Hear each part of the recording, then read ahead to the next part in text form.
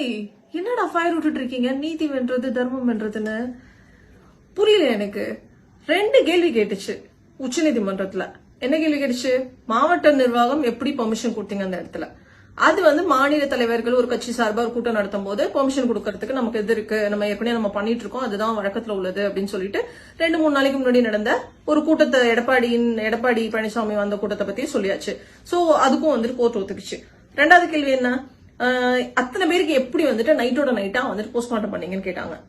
அதுக்கும் சொல்லியாச்சு. 220 பேர் பக்கத்து மாவட்டங்கள்ல இருந்து கூட்டிட்டு பக்கத்து மாவட்டங்கள்ல இருந்து வந்த மருத்துவர்களை வச்சு மாவட்ட ஆட்சியரோட அனுமதியோட அந்த உடல்கூறாவை செஞ்சுட்டோம் அப்படிங்கறதையும் விளக்கம் கொடுத்தாங்க. அதுல கோர்ட் ஒத்துக்குச்சு. இதுல ஃபயர் விடுறதுக்கு ஒண்ணுமே இல்லையே. நீங்க என்ன பண்ணீங்க, இந்த ஆம்புலன்ஸ்ல வெஹிக்கிள் நம்பர் இல்ல, செந்தில் பாலாஜி போட்டோ ஒட்டி இருக்கு அப்படின்னு சொல்லிட்டு ஒரு கான்ஸ்பிரசி தியரி கிரியேட் பண்ணீங்களே, அத நீங்க சப்போர்ட் பண்றதுக்கு, உங்க அண்ணனை சப்போர்ட் பண்றதுக்காக அந்த பாதிக்கப்பட்ட குடும்பத்துல இருந்து 2 பேரும் பேச வச்சிருக்கீங்க பாருங்க. அதுல ஒரு ஆள் குறிப்பா சொல்லி ஆகணும் கண்டிப்பா. ஏன்னா அந்த அப்பா, அந்த புள்ளியோட அப்பா, அந்த புள்ளியோட வயசே அந்த அப்பாவுக்கு தெரியாது. ஏன்னா அந்த புள்ளிய விட்டுட்டு போய், அந்த குடும்பத்தை விட்டுட்டு போய் அந்த அப்பா பல வருஷம் ஆச்சு. அவரை எப்படி கூட்டிட்டு வந்தீங்க, என்ன காசு கொடுத்தீங்களா, என்ன பண்ணீங்க அதெல்லாம் தெரியல. அது உங்க இஷ்டம், என்னமோ பண்ணிட்டீங்க போங்க. அதுக்கு ஃபயர் விட்டுட்டு இருக்கீங்க.